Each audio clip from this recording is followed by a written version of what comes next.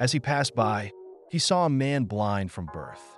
And his disciples asked him, "Rabbi, who sinned, this man or his parents, that he was born blind?" Jesus answered, "It was not that this man sinned or his parents, but that the works of God might be displayed in him. We must work the works of him who sent me while it is day. Night is coming when no one can work.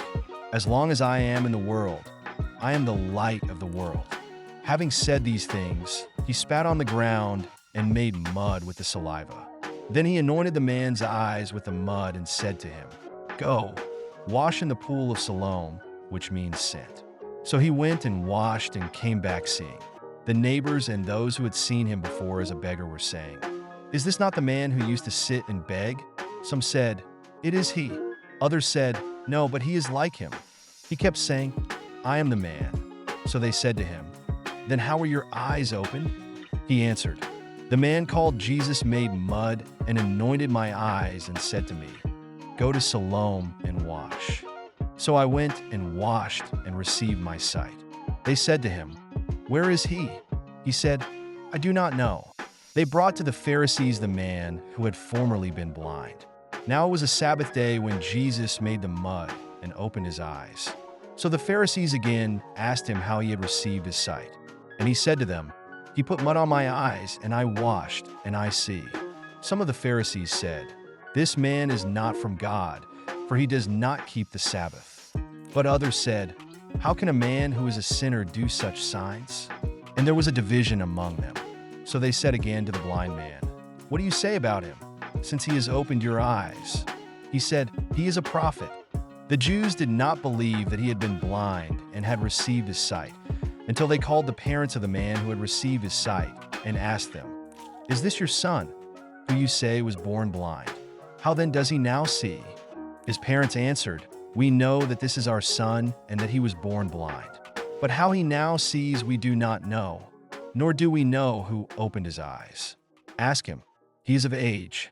He will speak for himself." His parents said these things because they feared the Jews. For the Jews had already agreed that if anyone should confess Jesus to be Christ, he was to be put out of the synagogue. Therefore his parents said, "He is of age. Ask him." So for the second time they called the man who had been blind and said to him, "Give glory to God. We know that this man is a sinner." He answered, "Whether he is a sinner I do not know. One thing I do know, that though I was blind, now I see." They said to him, "What did he do to you?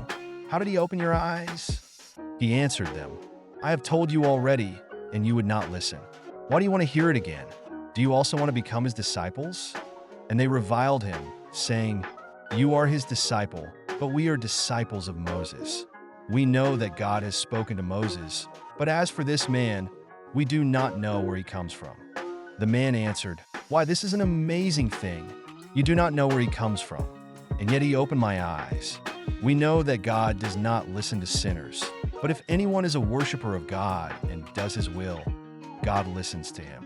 Never since the world began has it been heard that anyone opened the eyes of a man born blind. If this man were not from God, he could do nothing." They answered him, "You were born in utter sin, and would you teach us?" And they cast him out. Jesus heard that they had cast him out, and having found him, he said, "Do you believe in the Son of Man?" He answered, "And who is he, sir, that I may believe in him?" Jesus said to him, "You have seen him, and it is he who is speaking to you." He said, "Lord, I believe," and he worshipped him. Jesus said, "For judgment I came into this world, that those who do not see may see, and those who see may become blind."